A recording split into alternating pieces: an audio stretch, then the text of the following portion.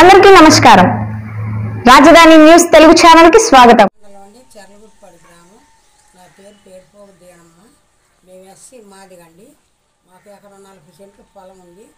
పొలం ఉంటే ఆ పొలంలో మేము బోర్ వేసుకున్నామండి. బోర్ వేసుకున్న తర్వాత ఏ గారుకి ట్రాన్స్ఫార్మర్ అడిగామండి. అడిగితే 2 డీడీలు తీస్తే ట్రాన్స్ఫార్మర్ ఇస్తామన్నారు. 2 డీడీలు తీసామండి. 2 డీడీలు తీసిన తర్వాత స్తంభాలు తెచ్చుకొని శుభ్రంగా లైన్ బిగించుకున్నామండి. కూలీలతో పెట్టి మాకు 2 లక్షల ఖర్చు అయింది. ఖర్చు అయిన మీద మాకు లైన్ ఇచ్చారు. ఏ గారు లైన్ ఇచ్చారు. కరెంట్ వచ్చింది. కరెంట్ వచ్చి 2 ఏళ్ళు నీళ్ళు బాగానే వచ్చిందండి. తర్వాత మళ్ళీ ఓసీలు బీసీలు కలిపి మా స్తంభాల మీద అప్పుడయ్యే గుంటలు బాతి స్తంభాల మీద వాళ్ళు తీగలు వేసుకున్నారు.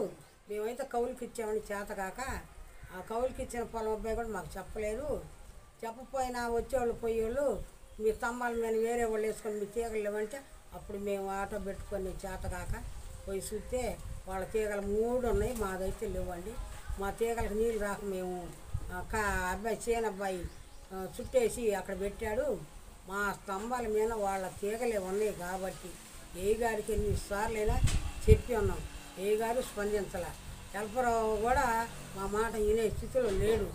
కాబట్టి మా ఏం దయవుంచి మా స్తంభాల మీద వాళ్ళ తీగలు తీసేసి మా స్తంభాల మీద మా తీగలు వేసి మా కరెంటు సప్లై చేసి మాకు నీళ్ళు వచ్చేటట్టు చేయండి. ఇప్పుడు ఈ పంటలో కూడా మేము 50-60 ఏళ్ళు నష్టపోయినాం. మేము ఇప్పుడు 2 లక్షలు పెట్టి బోరు బ్యాంకులు అప్పు తెచ్చుకొని వృద్ధులైన మేము అప్పు తెచ్చుకొని అప్పు తీరవలేక తినటానికి తిండి లేక అల్లాడిపోతున్నాం. మా ఏమో దయవుంచి ఇది విని ఎమ్మటే మాకు స్పందించి మా స్తంభాల మీద తీగలు తీసేయాలని కోరుతున్నాం. ఎంత లెక్క అయినా మేము పోగలిగాము. తీయకపోతే అది మాకు న్యాయం జరగాలి. న్యాయం జరగకపోతే మేము ఎంతకైనా వృద్ధులమైనా వెళ్ళిపోతాం. ఎక్కడికి పోయి అయినా మేము న్యాయం కోసం పోరాడతాం.